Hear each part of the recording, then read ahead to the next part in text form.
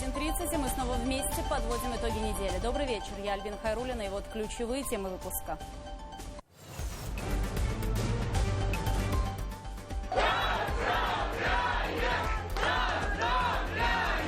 Рапира победы. Уфа встречает олимпийскую чемпионку игр в Токио Аделину Загидуллину. Какова цена этой победы? Кровью и потом в течение стольких лет. Золото в команде российских фехтовальщиц. И вот сегодня серебро от мушкетеров. У Тимура Сафина теперь полный комплект олимпийских наград. И это намного приятнее завоевывать медали в команде, так как радуешься не ты один, а радуется целая команда.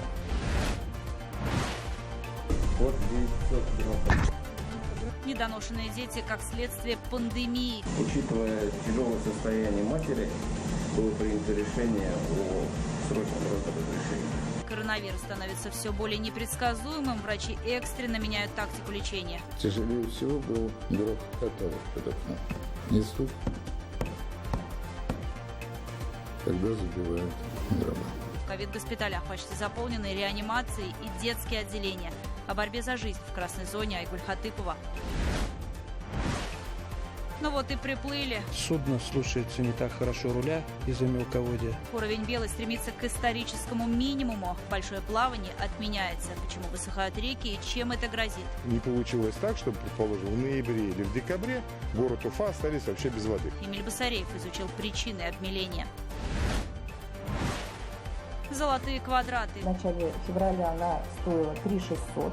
Такая же квартира на сегодняшний момент стоит на рынке 4350 тысяч. В республике дорожает жилье. Девелоперы поясняют небывалым ростом цен на стройматериалы. Все эти элементы также на сегодняшний день изменяют свою стоимость как минимум на 40%, то есть от 40 до 60. Между тем банки уже пересчитывают риски по кредитам. Покупать сейчас или переждать, разбирался Артур Шамсуддинов.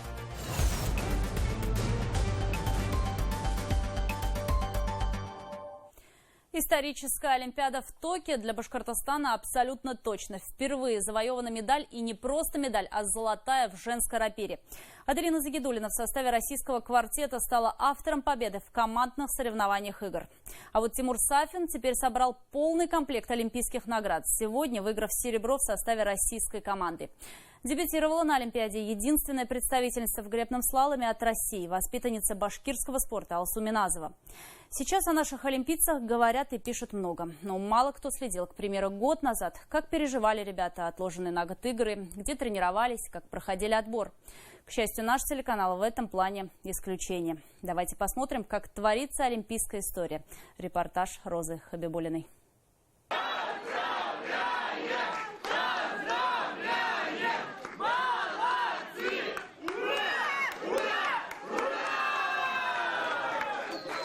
Забыты сотни часов тренировок, бесконечные тесты не только уже на допинг, но и на COVID-19, когда совершенно на ровном месте может появиться положительный результат. И даже травмы, кажется, не дают о себе знать, хотя они докучали Аделине в нынешнем сезоне особенно. Это самая долгожданная Олимпиада и такая же долгожданная награда. Какова цена этой победы? Кровью и потом в течение стольких лет. Уже одно попадание в олимпийскую сборную, где за место борются десятки претендентов со всей страны, подвиг. Игры должны были состояться ровно год назад. Аделина поехала бы на форум и тогда. Она шла вторым номером в российском рейтинге после мирового лидера Инны Дереглазовой. Однако раперистке, как и всем остальным, пришлось снова бороться за путевку в Токио. За пандемией все это перенеслось. И, соответственно, еще один сезон. И надо заново отбираться в команду. То есть можно было в нее не отобраться. Вот поэтому... много было нервов, в этом сезоне много было травм. Травмы преследовали спортсменку полсезона, но с ними удалось справиться и даже удалось набрать форму. Федерация фехтования страны периодически организовывала всероссийские турниры взамен отмененных международных состязаний. Единственные соревнования мирового уровня прошли в Дохе. И это помогло квартету россиянок на Олимпиаде в 1/4 одолеть фехтовальщиц из Египта, потом американок и в финале француженок. Вся республика болела за спортсменок, собирались вместе, чтобы через 1000 километров передать свою поддержку. И, похоже, она дошла до Токио. Одним из первых поздравил новоиспеченную олимпийскую чемпионку Ради Хабиров. Огромный вы молодец, просто гордимся. И вот я говорю, такая хрупкая девушка, и вот наша первая золотая медаль на этой Олимпиаде. Поэтому огромное вам спасибо. Огромное спасибо, очень гордимся и болеем. Гордимся и болеем. Все, мы ждем, мы обязательно все увидимся. У вас, наверное, ночь там, да? Да, с 31 на 1 ночь. Ага.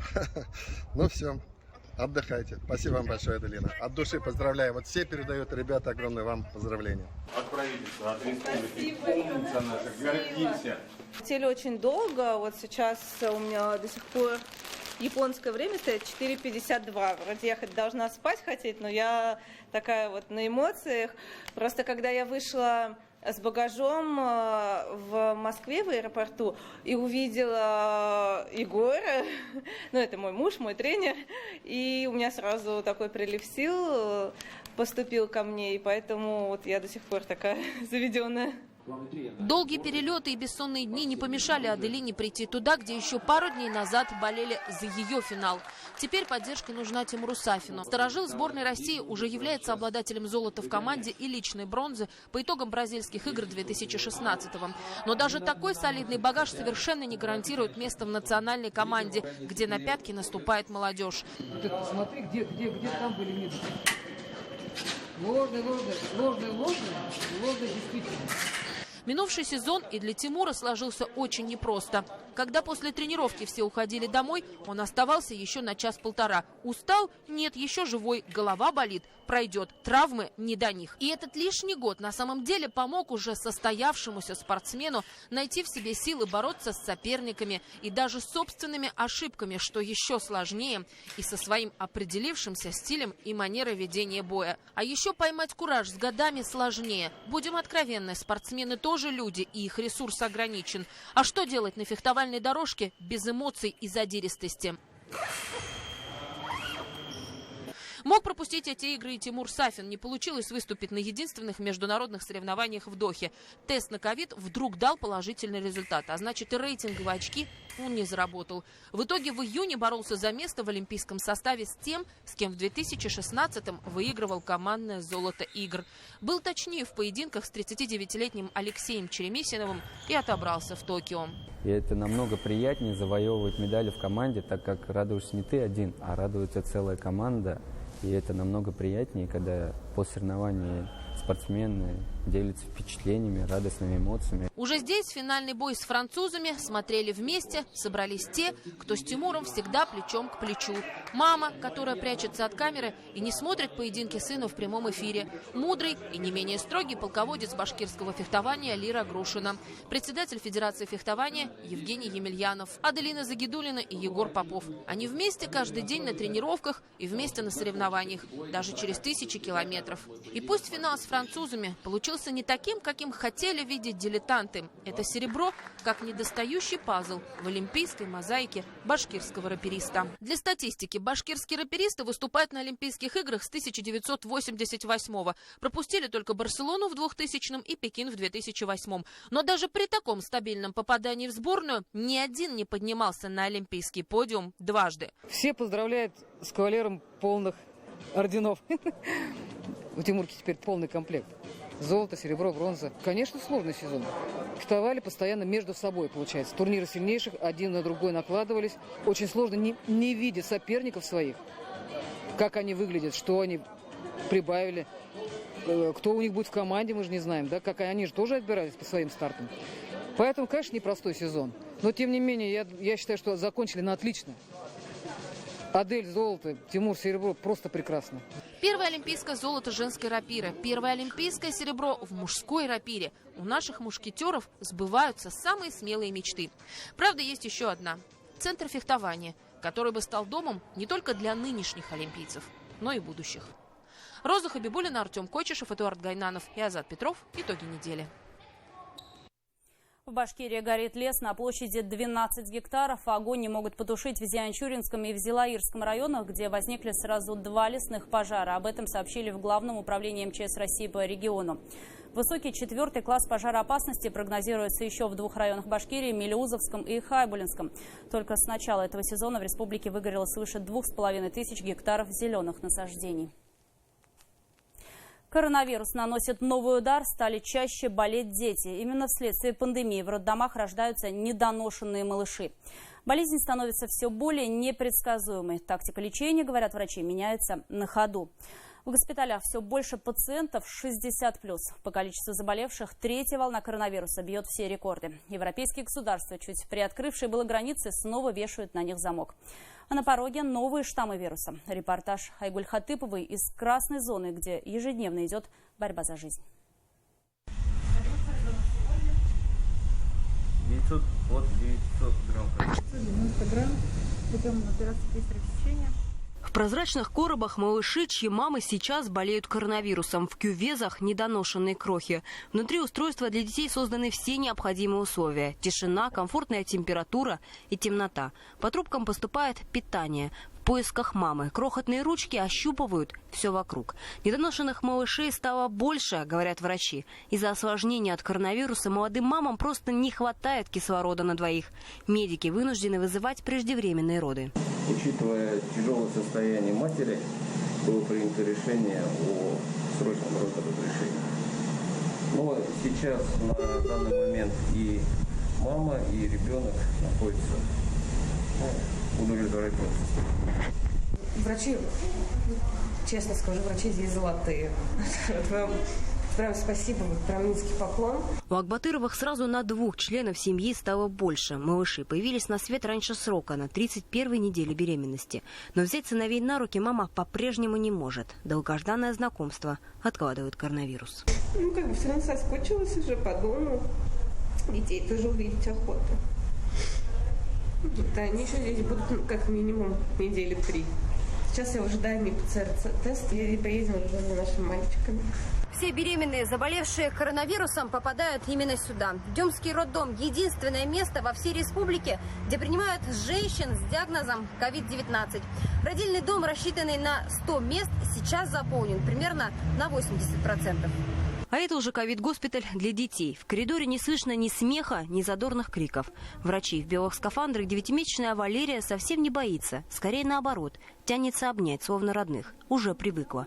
В больницу малышка попала, заразившись коронавирусом от мамы. Больше всего я, когда ты в здании переживала за детей своих, думаю, я-то ладно, а вот насчет детей, то, что вот они заболели, все, паника, страх. Какие последствия, осложнения, не дай бог. Но врачи успокаивают. В основном малыши переносят болезнь легче, чем взрослые. Но так бывает не всегда. Лечат детей с коронавирусом в Республиканской клинической инфекционной больнице. Оборудовали 2 здания, 16 отдельных палат. И сейчас все они заполнены маленькими пациентами.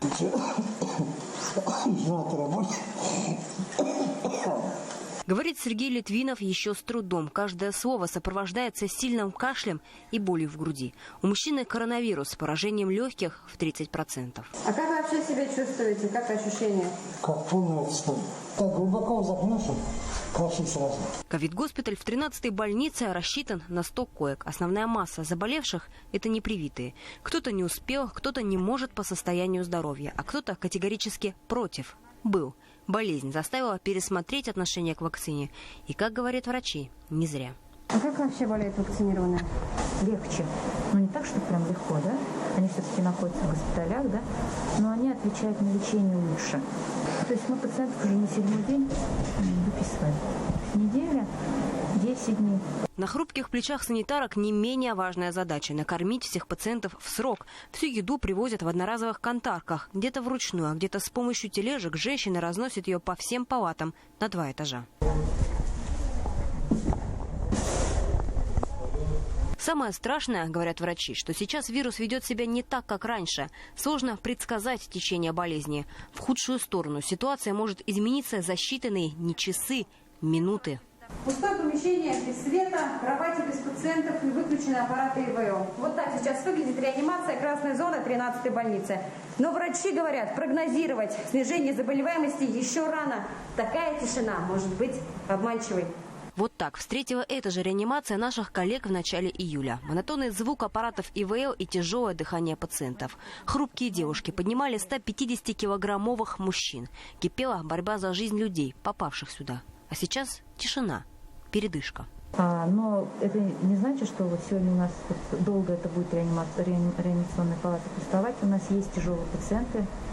Просто мы их не хотим переводить в реанимацию, потому что их вот эта сама обстановка, атмосфера, да, в реанимации их угнетать начинает. Да, к вам уже пришли за мной. 2 недели в закрытой палате, кашель, одышка и страх, 70% поражения легких и множество сопутствующих заболеваний. Но Любовь Степановна не опускала руки, слушала врачей и выполняла все рекомендации. Вместе совершили чудо. Ощущения, конечно, несравнимы, говорю, хорошо. Одышка, конечно, сильно, здорово помогли, ходить вообще не могла. А теперь, говорю, слава богу, и боли вроде как в спине утихли. Врачи молодцы все. +1 в копилке победивших COVID-19. Но выкарабкиваются не все. Сюда попадают уже те, чья борьба за жизнь была проиграна. Морги уже больше года работают по новым правилам. Санитары встречают катафалки в полной экипировке, защитные скафандры и противогазы. Умерших доставляют в герметичных черных пакетах. Больших пробок у въезда нет, но ритуальные машины приезжают одна за другой. Вы знаете, тяжелее всего был грохот каталог под окном. Не стук, когда забивают гроба. Все это под окном, я все слышу. Но врачи не сдаются. Через слезы и боль пациентов, через маски, респираторы и синяки на лице. Они ведут борьбу за каждого. Красная зона, как линия невидимого фронта. Агуль Хатыпова, Булат Садриев, Вадим Исламов и Азат Тузбеков. Итоги недели. Жарко и сухо вновь станет в республике. Температура воздуха в Башкирии повысится до 35 градусов. Таковы прогнозы синоптиков на ближайшие 2 дня. Сегодня ночью в восточных районах пройдет небольшой дождь. Ветер переменных направлений слабый, существенных осадков не ожидается. Всего 7 сантиметров. Такую цифру, отделяющую уровень Белой от рекордов по обмелению, в 2010-м зафиксировали на неделе специалисты. Жаркие весна и лето и отсутствие обильных осадков. Подпитка главной реки республики, по сути, сейчас идет в основном за счет водохранилищ. Перевозка грузов и пассажиров теперь возможна только на судах с небольшой осадкой или при неполной загрузке. Почему мелеют реки и чем это грозит, выяснял Эмиль Басареев.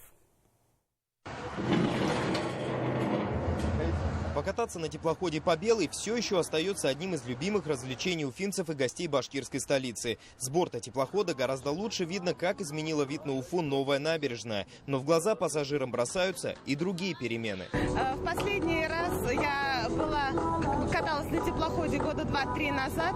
И, конечно же, могу сказать, что вижу, река стала поуже, уровень воды пониже. Но, конечно, очень жалко, что все-таки это наша достопримечательность нашей Башкирии, нашей Уфы. Речники говорят, пока плавать получается в нормальном режиме, но сложнее стало подходить и отходить от причала и в целом управлять судном. Появилась вибрация. Судно слушается не так хорошо руля из-за мелководья. Габариты судового хода сужаются. На 30 июля 2021 года по путевой информации от устья реки Уфа до Бирска гарантированную глубину дают 1,55 м. Осадка этого малого прогулочного теплохода порядка 60-70 сантиметров. По Белой пассажиров катают 3 подобных судна. А вон тот большой теплоход выйти в плавание пока не может. У него нет безопасного запаса воды под днищем. Его осадка порядка 1,5 метров. А это значит, что в любой момент он может попросту сесть на мель. Из-за обмеления меняется и дно реки. Следовательно, могут появиться новые опасные места для тех, кто любит путешествовать на лодках.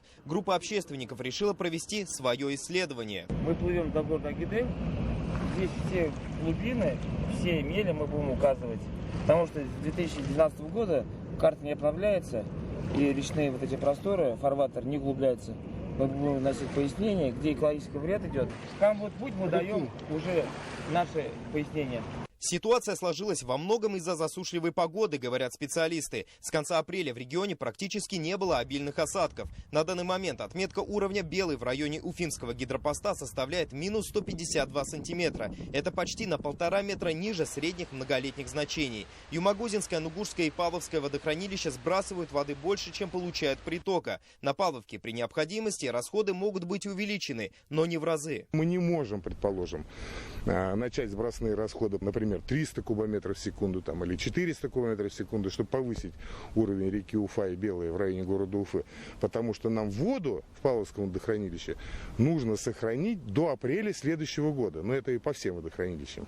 Чтобы не получилось так, чтобы, предположим, в ноябре или в декабре город Уфа остались вообще без воды. Влияет изменение климата, отмечают специалисты. На территории Южного Урала за последние 50 лет температура повысилась на 1,3 градуса. Увеличивается испарение, смещаются осадки. По мнению экспертов, губительную роль сыграла и вырубка лесов в верховьях рек в 60-е и 70-е годы прошлого века. Были осушены огромное количество болот на территории Республики Башкортостан в зоне лесостепи. А болото — это те губки, которые впитывают влагу, когда избыток влаги, а потом медленно ее отдают в водотоки. Ситуацию с уровнем Белой могут исправить обильные осадки. Локально проходящие дожди роли не играют. Влага просто впитывается в почву. Однако прогнозы синоптиков не радуют. На следующей неделе ожидается плюс 35 градусов. На август у нас будет температура выше нормы. На август уже прогноз пришел. И осадков будет меньше нормы. Так что засушливый период будет. Прогноз у нас по притоку к водохранилищам на 35-50% будет в августе меньше нормы. Кстати, исторический минус Белой в 2010 году был зафиксирован не летом, а в конце сентября. Поэтому до наступления сезона дождей ситуация, скорее всего, останется напряженной. Вот кого не пугает обмеление Белой, так это рыбаки. На клев это никак не влияет. По крайней мере, пока. Эмиль Басареев, Дан Хамитов, Айдар Баширов. Итоги недели. С сегодняшнего дня изменились условия по ипотеке. Центробанк повысил надбавки к коэффициентам риска по кредитам с низким первоначальным взносом. То есть все, что ниже 20%. Для покупателей это может обернуться незначительным повышением процентных ставок. Ведь банкам выдавать займы с маленькой первоначалкой станет не так выгодно. А ведь именно повышенный спрос, в том числе и по ипотеке, стал одним из факторов, который привел к росту цен на жилье. По данным Башкортостанстата, также опубликованным на неделе, жилье в республике опять подорожало, притом значительно. Речь как о новостройках, так и вторичном жилье. Артур Шамсудинов почитал, из чего складывается цена за квадратный метр. Этот жилой дом имеет статус элитного, здесь дизайнерские подъезды. Давайте посмотрим, что получают собственники, приобретя подобного рода квартиры.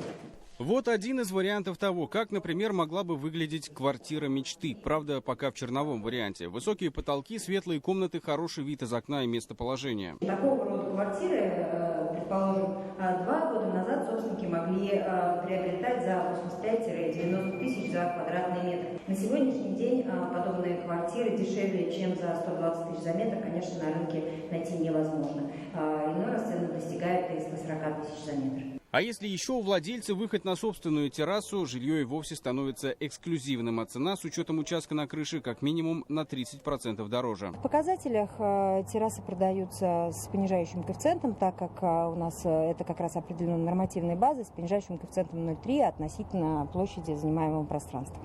Неважно, какое жилье, эконом или бизнес-класса, цены взлетели одинаково высоко. И, как говорят застройщики, такие цифры берутся не с потолка. Подсчитать, из чего складывается стоимость квадратного метра, можно прямо на стройплощадке. Скачок цен на арматуру на сегодняшний день составляет более 70%. То есть порядка 38 тысяч за тонну мы сегодня имеем промежуток от 70 до 90 тысяч рублей за тонну. Порядка 40% роста на бетон относительно заполнения оконных и витражных конструкций. Все эти элементы также на сегодняшний день изменяют свою стоимость как минимум на 40%, то есть от 40 до 60. Средняя стоимость квадратного метра в Уфе на новостройке более 80 тысяч рублей. Разумеется, все зависит от района и застройщика. В некоторых случаях цена может доходить и до 140 тысяч за метр. Первичка тянет за собой и вторичный рынок. Однокомнатная квартира в Кузнецовском затоне на начало года имела стоимость 2 миллиона 650 тысяч. Для сравнения я могу показать однокомнатную квартиру с таким же метражом, но уже стоимостью 3300 по тому же адресу. Или трехкомнатную квартиру на улице Транспортная. В начале февраля она стоила 3600. Такая же квартира в том же доме на сегодняшний момент стоит на рынке 4 350 тысяч. По данным сайта недвижимости Росреал, цена за вторичку на рынке Уфы в среднем составляет почти 79 тысяч рублей за квадрат. Рост во многом понятен, ведь, как правило, владельцы хотят улучшить текущие жилищные условия, а потому продавать задешево не намерены. По официальным данным, в этом году рост цен на первичку составил от 20 и более процентов. На вторичку, конечно, чуть пониже, но это официальные данные на 15 и 20 процентов. Но по факту, в принципе, мы видим, что на первичное жилье цены увеличились порядка 30 процентов и более. Вторичное жилье тоже увеличилось в цене процентов 20, порядка 20-23 процента. Особым спросом пользуется так называемое ликвидное жилье, то, которое можно всегда быстро и выгодно продать. Это в основном студии, однокомнатные квартиры и смарт-двушки. По словам риэлторов, в прошлом году из-за локдауна резко увеличился спрос на загородную недвижимость, что привело к удорожанию как самих домов, так и земельных участков. К росту цен на недвижимость привела и льготная ипотека, которую начали выдавать в прошлом году. Люди стали брать больше кредитов, спрос увеличился, соответственно, и застройщики начали поднимать цены за квадратный метр. Повышенный спрос подтолкнул банки снижать первоначальный взнос по ипотеке. На сегодня 20% и ниже. Однако такие кредиты считаются более рискованными. Поэтому с 1 августа Центральный банк повысил надбавки к коэффициентам риска по ипотеке с низкой первоначалкой. Соответственно, стоимость таких кредитов может незначительно вырасти, скажем так, на 0,5%, на 1%. А может быть и не вырастет, потому что среди банков также есть конкуренция. Все будет зависеть от конкретного решения конкретных банков. Упасть цены могут только в одном случае, говорят эксперты. Если, например, изначально владелец переоценил стоимость и решил немного снизить ее для успешной продажи. Здесь речь в основном касается крупной недвижимости, а вот застройщики, наоборот, предупреждают. До конца года квадратные метры, скорее всего, станут еще дороже. Артур Шамсудинов, Айдар Баширов, Азамат Мухамедшин и Азалия Тувалева. Итоги недели. Назойливой рекламы больше не будет. С 1 августа в России вступает в силу ряд изменений, среди которых и запрет распространять звуковую рекламу с использованием оборудования, которое монтируется и располагается на стенах и крышах зданий. Таким образом, законодатели уберегают жителей от докучливых роликов. С полным перечнем нововведений ознакомилась моя коллега Екатерина Тимиряева. В России станут предоставлять налоговый вычет на занятия спортом. Его можно получить не только на себя, но и на детей. Как прокомментировали в Госдуме, сумма не превысит 120 тысяч рублей в год в совокупности с другими социальными вычетами. Рассчитываться он будет по доходам, которые получены налогоплательщиками с 1 января 2022 года. Также россияне могут оформить вычеты на лечение, обучение, благотворительность, на покупку недвижимости. По мнению экспертов, такой подход развивает экономику и улучшает качество жизни граждан. Это дает хороший бонус для тех, кто уже занимался физической культурой и спортом. Я надеюсь, что данный закон даст возможность всем слоям населения получить доступ к систематичным занятиям физкультурой и спортом, а фитнес-клубам и фитнес-центрам повысить объемы продаж. На охоту будут устанавливать ограничения. Главы регионов теперь будут определять виды разрешенной охоты, ее сроки, допустимые орудия и другие запреты после их согласования с Минприроды России. Нормы устанавливаются, если есть фактическое непрерывное снижение численности какого-либо вида не менее 3 лет, и это привело к общему сокращению более чем на 50%. Обсуждение не только моего мнения, нужно на Академию наук подключать. Перед заключением всех наших работников, Министерство природных ресурсов. Вот это будет тогда нормально заключение. Любой закон всегда нуждается в поправках и доработках, потому что устаревает. Но в целом вот эти вот поправки, которые сейчас принимаются к закону об охоте, они, я считаю, что они в первую очередь понижают защищенность животных и в первую очередь краснокнижных животных. Останется просто красная книга с рисунками тех или иных животных, как они выглядели, как они обитали, и чтобы наши же дети вот так вот по рисункам изучали животных. Полис автогражданки стало проще купить. Автовладельцев освободили от обязанности предоставлять в момент заключения договора ОСАГО документ о прохождении технического осмотра транспортного средства.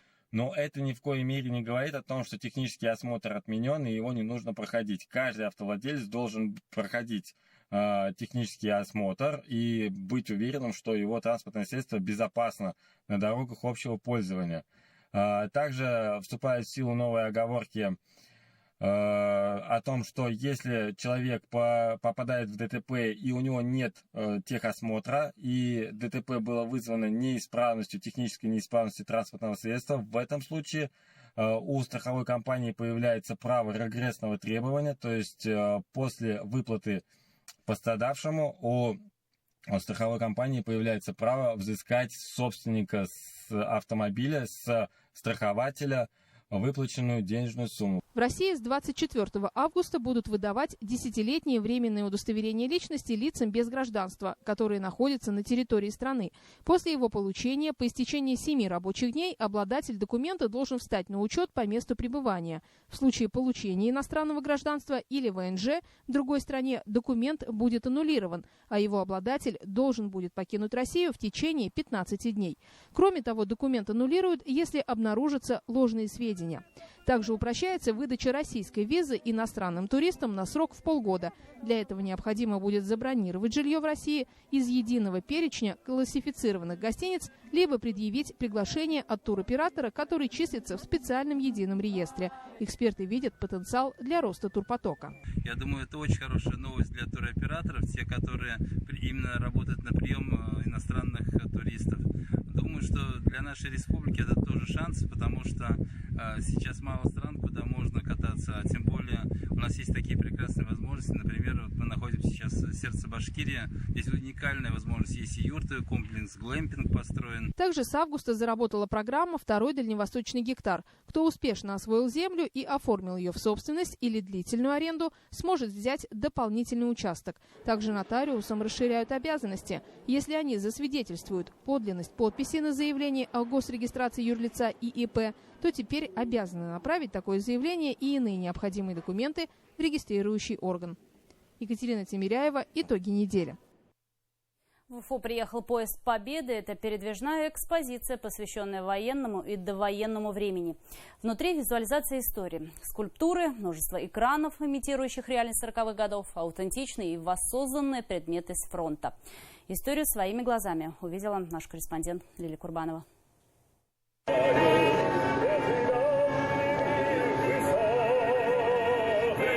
Путь номер 8. Поезд ожидает отправления по маршруту истории Победы. Билетов не нужно, вход бесплатный. Необходимо только заранее зарегистрироваться на официальном сайте. Мы видели много видео в ТикТоке, в Инстаграме, в соцсетях, да, конкретно с этого поезда. И было очень интересно на него посмотреть вживую.